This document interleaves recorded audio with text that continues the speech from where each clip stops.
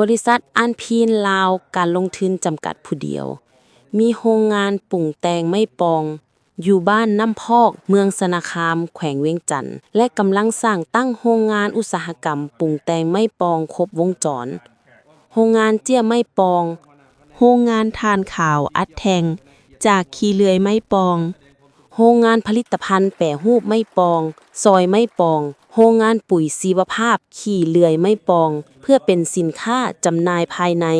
และส่งออกอยู่บ้านก้อนคำเมืองหมื่นแขวงเวียงจันทน์ดังนั้นบริษัทมีความต้องการด้านวัตถุดิบไม้ปองเพื่อป้อนโรงงานปรุงแต่งทั้ง2แห่งประมาณ2ล้านต้นต่อปี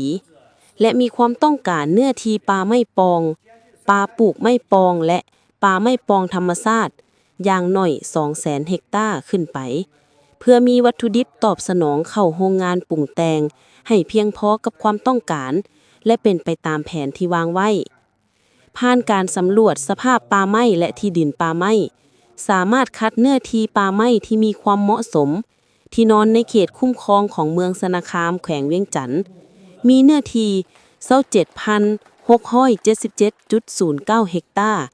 โดยมีระยะเวลาของโครงการร่วมมือ40ปีฉะนั้นในวันที่23มีนา2026ที่นครหลวงเวียงจันทน์จึงได้จัดพิธีเซ็นสัญญาร่วมมือ MOA ระหว่างกรมป่าไม้กระทรวงกสิกรรมและสิ่งแวดล้อมกับบริษัทอันพีนลาวการลงทุนจำกัดผู้เดียวขึ้นโดยการลงนามของทานห้องศาสตราจารย์ปริญญาเอกสมหวังพิมมวงศ์หัวหน้ากรมป่าไม้กับทานหูเจ้าเวินประธานบริษัทอันพีนลาวการลงทุนจำกัดผู้เดียวและร่วมเซ็นเป็นสักขีพยานของทาน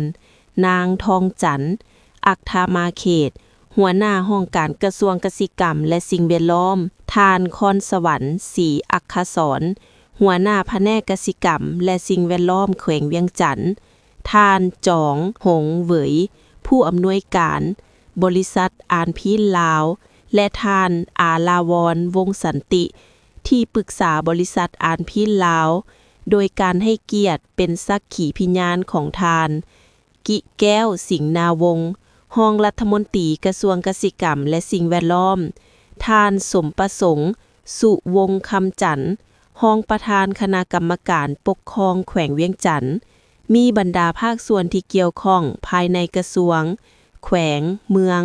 และบริษัทอันพีนลาวการลงทุนจำกัดผู้เดียวเข้าร่วมในพิธี